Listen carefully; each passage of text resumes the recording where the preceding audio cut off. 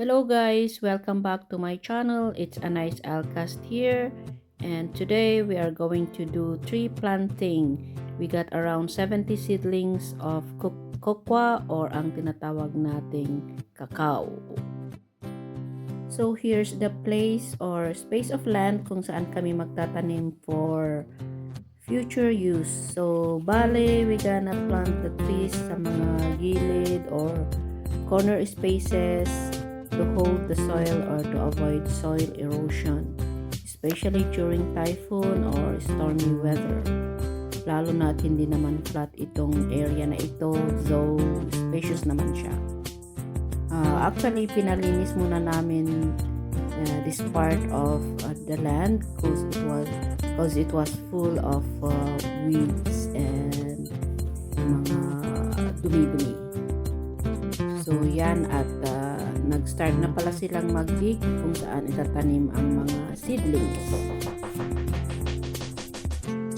Doon naman sa baba ng lote na to, may mga pineapples, fruit na nakatanim na pinatanim ng aking mga in-laws. Kaso masukal na din, kaya ongoing na pinapalinis namin kay Mang Jacinto at the moment itong yung area na yun. Anyway, hindi namin pag-aari itong lote, and I just want to make it clear that this land belongs to my husband's family, which is the Castañeda family, but because we live one part of the area, or yes, dito nakatayo ang aming house. So we are trying also our best to look after it by planting some fruit trees, flowers, and may pagkakataon vegetables, which we did before when my mom was still alive. And pinapalinis din namin whenever we are on vacation or on holiday. Katulad ngayon na nandito kami, pinalinis, and then we're trying now to plant some cocoa or cacao. Okay guys, so ito pababa na ako para ibaba ko yung mga ibang seedlings kasi nag-start na silang mag-dig ng kung saan nila tatanim itong mga cacao seedlings. So yan si Alaina, I think pababa na rin siya, and kailangan very careful. Oh, there you do. See that? Muntik na siyang madulas pababa. Very steep kasi itong area, and full of leaves. Buti na lang nalinis bago itong pagtatanim namin ngayon. I remember the first time we came here was in 1999, and sobrang hindi mo na siya mapasok, hindi alam kung saan ka dadaan kasi parang forested na siya, and we just came here to clean and plant some vegetables together with my two nephews. And see, as you can see, hanggang ngayon yan pa rin siya. Yun yung nephew ko na nagdidig and still doing planting. Jeba, kano? Alay na! Mangag mo? Anong tatawa? May bayad. Hindi dyan tawa. Bayad. Tawa din tarwal. Tawar war. Echo. So as I was saying earlier on, balik kasama namin ni Gilbert yung dalawa kong pamangkin when they were still little boys, and they love running around. Kaya sinasama namin sila palagi pag pupunta kami dito during weekends. And we also have picnics. And yun. So we just do it on a weekend basis kasi yun ang walang pasok ang mga bata, and kapag day off namin from work.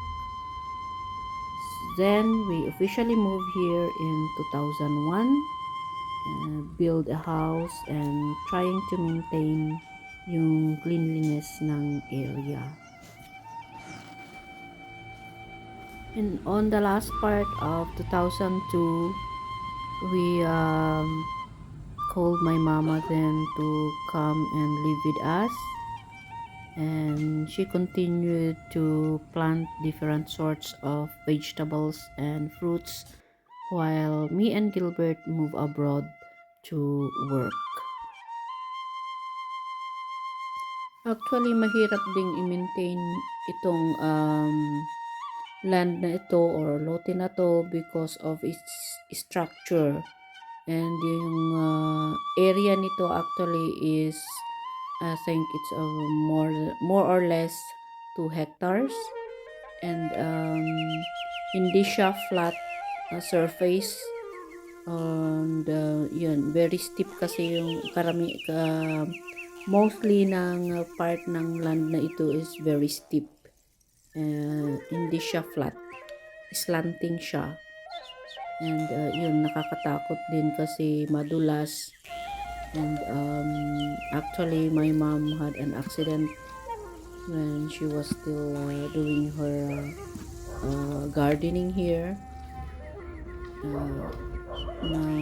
Nadulas siya, and dumiretso siya pababa, and it's good that she was able to hold to a tree. Kaya yun.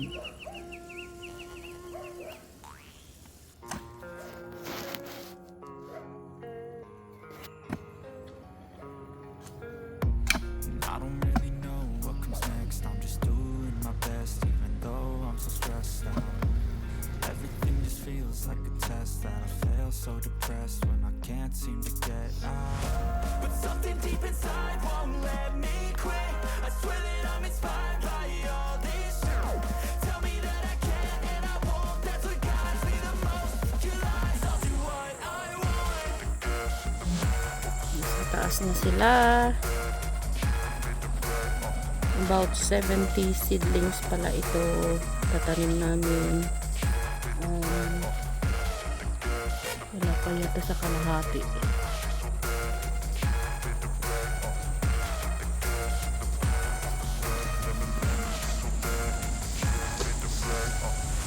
I'm inspired by thirst, I'm inspired by worth. I desire your worst, so you can just hide while I work. I ain't tired, you first. I'll write a second, third verse about the lies you go disperse. You never did shit, I know it hurts, but something deep inside won't let me quit. I swear that I'm inspired by all this shit. Tell me that I can and I won't. That's what guides me the most. Wala talaga siyang flat na space. Nakaslant lahat. Look at that. So dangerous. Kailangan careful.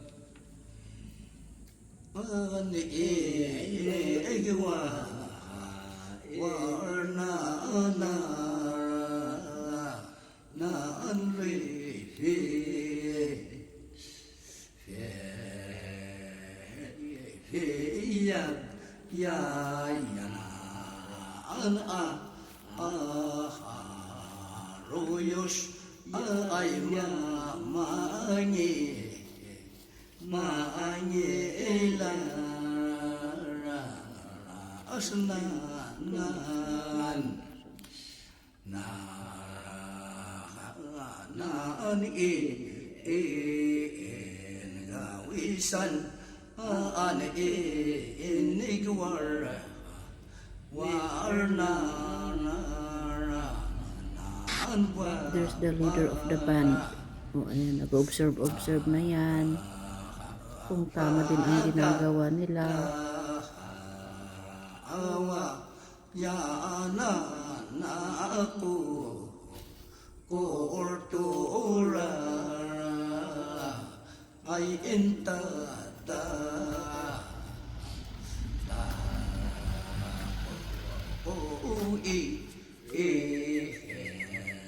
inya ya manan ani inka ami ima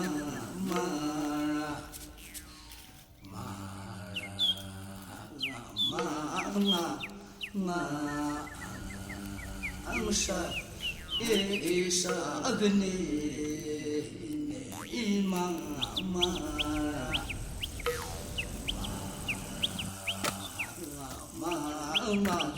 ma ayang ra ya ya adme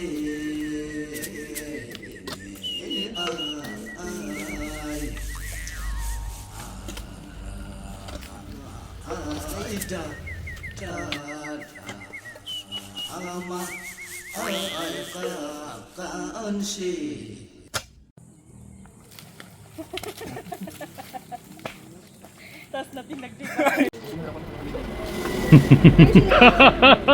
Napagod ka na? Pagod na pagod? So, ito na ang pangalawang araw namin ng pagtatanim ng kakao. And at the moment, Gilbert is clearing our way going down because it's full of leaves and mapababa yung daanan, madulas, and kailangan niyang i-clear kasi may mga ibang dahon na nakabara or nakasara sa daanan. So, yan. Clearing muna bago kami bababa. And as you can see, doon pababa yun ang tataniman nila ng kakao. So, sa parting ito, it's a bit shady kasi sa mga dahon ng punong ito na matatangkad, mga saging, may puno ng fig tree, may puno ng santol. So, ito yung sinasabi kong fig tree. And we're not quite sure if it's edible for us humans. But I guess kinakain ito ng mga birds. So, yan, fig tree. Para siyang grapes. And yung bunga ng punong ito, doon sa may trunk siya namumunga. Yan. So, yan na si Gilbert. Tapos na siguro niya. So, yan. Pababa na kami. Dadalhin niya yung ibang seedlings. And there's Jeba as well. Going down with the seedlings. At kailangan namin dahan-dahan sa pagbaba. Kasi nga madulas. At saka wala talagang pwedeng mahawakan sa pagbaba mo dito. So, anyway, dito kami sa likod ng bahay. And around 25 seedlings pa ang itatanim namin, yung naiwan kahapon. So hopefully matatapos namin ngayong araw na to. And as you can see, talagang slanting yung lupain na to. Wala talaga siya masyadong flat na pwedeng taniman. And it's what I call it, it's very prone for landslide, lalo na sa tag-ulan.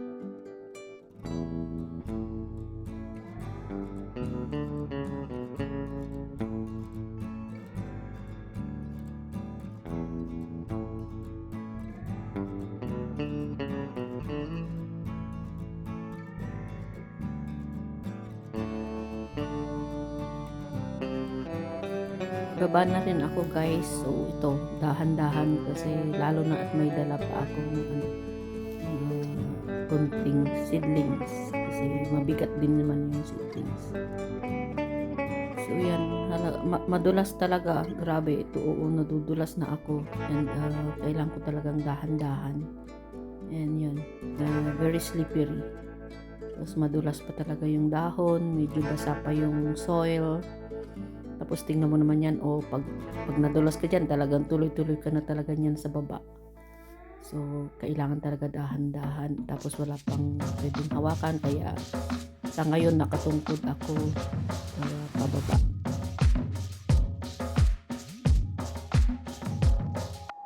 So, yun, nandun sila sa taas, pero hindi ko sila susundan. As in, grabe, kakalula. And yan, wala talagang flat, I'm telling you. And look, nandun sila sa taas. And actually, ang location na to, nasa gilid kami ng main highway ng Quirino Highway papuntang Nagilian, La Union. So yan.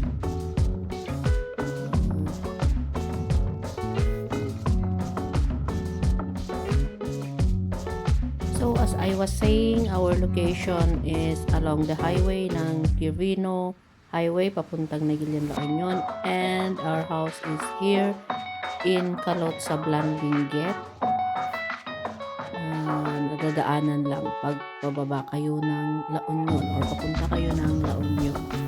So ito po ang ating munting lugar dito sa Plan.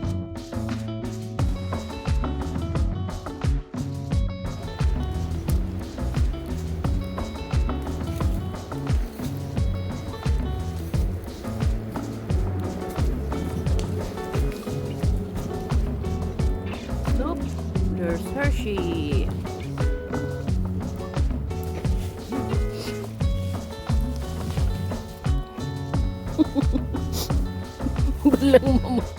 And the planting is over. And we are so tired and bisin.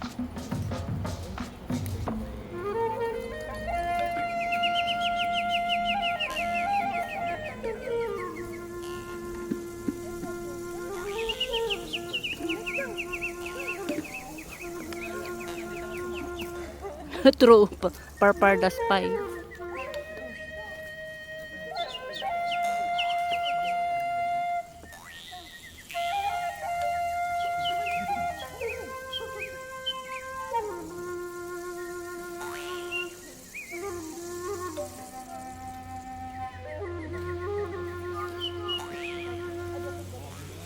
Ada kanyak. Where will I pass?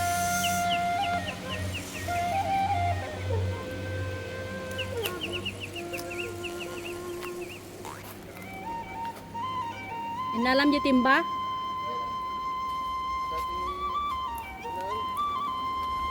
Ada dyan titimba.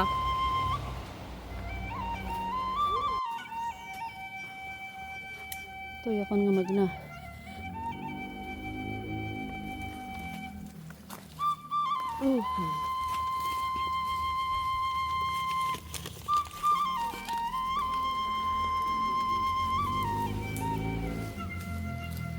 Oh dear me. Oh, yeah. Oh, shucks. Mush.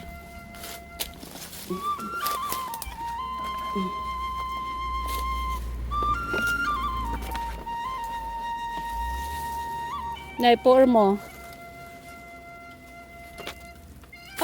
Oh, sakto. Ang galing ko.